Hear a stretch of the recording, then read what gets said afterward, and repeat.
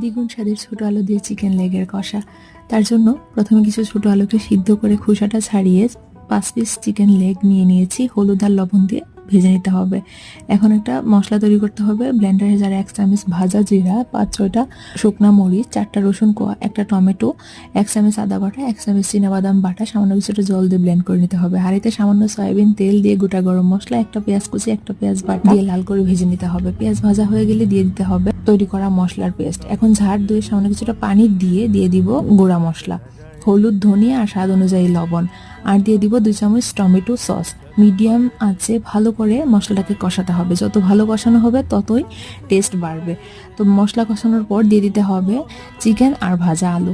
ভাজা আলু চিকেন দিয়ে ভালো করে নেড়ে চেড়ে 2টা কাঁচামরিচ দিয়ে সামান্য কিছুটা জল দিয়ে ফুটিয়ে নিয়ে তো সবশেষে আধা চামচ গরম মশলা দিয়ে নামিয়ে নিতে হবে। ব্যাস তৈরি। এবার পরিবেশন করুন রুটি, লুচি, ভাত কিংবা ফ্রাইড রাইস।